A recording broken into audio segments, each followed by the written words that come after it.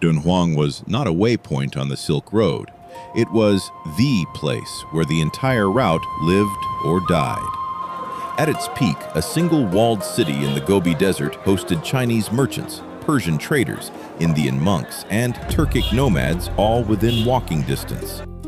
The cave temples alone contained manuscripts in 6 languages, stacked floor to ceiling like a library no one was supposed to find.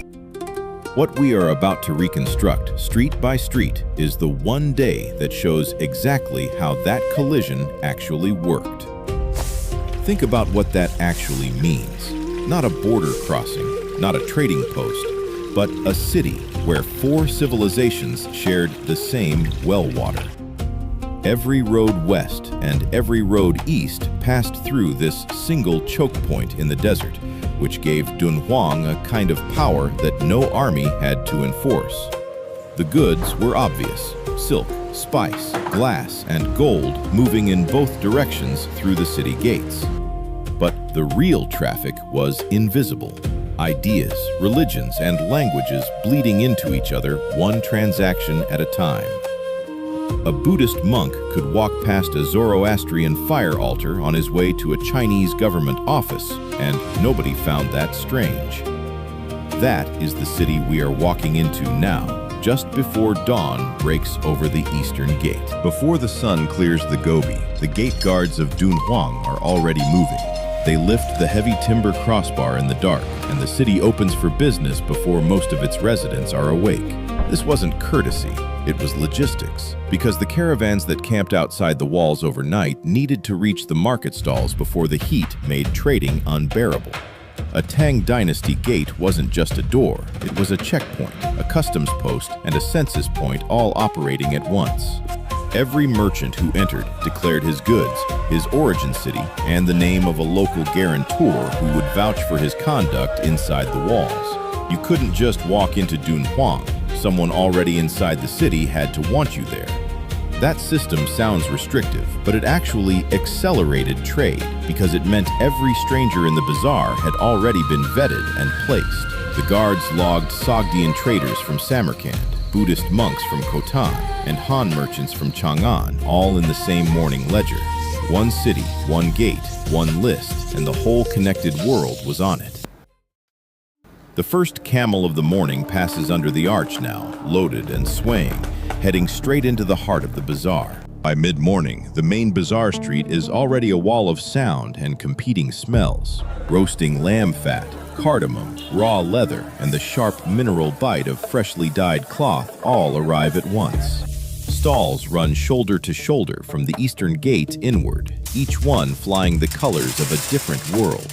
A Chinese silk merchant sits 3 doors from a Parthian glassblower, who sits 2 doors from an Indian spice trader measuring pepper by the grain. How did any of these people actually talk to each other? The answer was the Sogdians, Iranian-speaking middlemen who had quietly made themselves indispensable to every transaction on the road. They didn't just translate words, they translated value, converting what something cost in Chang'an into what it would fetch in Merv or Constantinople.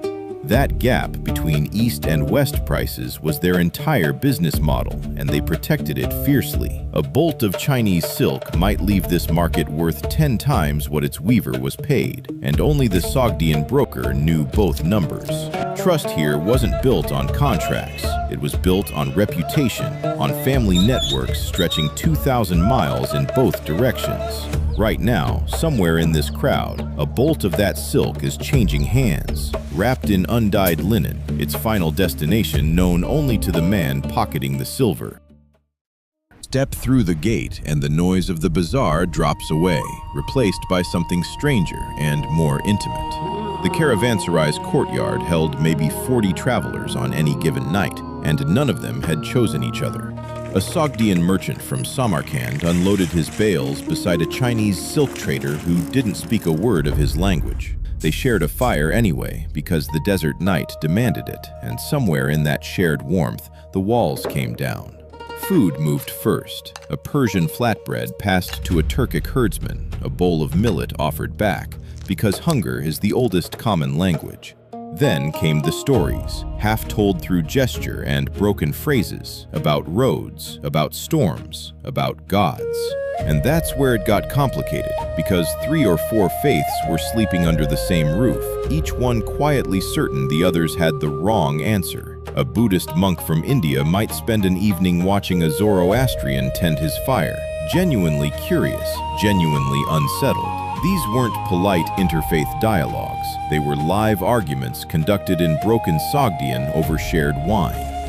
What came out of those arguments carved itself into the cliffs just beyond the city wall. A mile outside the city walls, 500 cave chambers climbed the sandstone cliff face like a vertical neighborhood.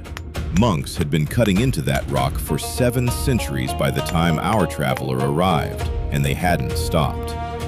Inside the largest caves, painters worked by lamplight, pressing lapis lazuli and malachite into wet plaster with brushes made from animal hair. The images they were building weren't decoration, they were doctrine, a visual scripture for pilgrims who couldn't read a single word of Sanskrit or Chinese. Other monks sat cross-legged on reed mats, copying manuscripts by hand, one character at a time, in languages that had never shared a page before this place. Persian merchants funded entire cave commissions as acts of devotion, their names pressed into the dedication panels beside Buddhist bodhisattvas. You have to ask yourself, what kind of institution pulls together silk merchants, Sanskrit scholars, and Tibetan scribes under one sandstone roof? The answer is one that understood knowledge as currency, just as surely as the caravans understood silk. Somewhere deep in the complex, behind a door that had been plastered shut and forgotten, tens of thousands of manuscripts sat sealed in total darkness, and no one alive knew they were there. By afternoon, the plaza had become something harder to govern than a marketplace. A troupe of Sogdian dancers was already spinning at the center of the square, their silk skirts catching the desert light in ways that Chinese textile workers had never quite managed to replicate. The music driving them came from a pipa, an instrument that had traveled west from China and returned east transformed, its tuning bent by Persian hands along the way. Every note was a small argument about whose culture had the better claim on beauty. Merchants stopped haggling, pilgrims paused mid-prayer, and a Tang Dynasty court official standing near the eastern gate watched with an expression that told you everything. He wasn't sure whether what he felt was admiration or the first tremor of political anxiety. The question every empire on the Silk Road eventually had to answer was whether beauty could be taxed, banned, or controlled. And Dunhuang's plaza suggested it could not.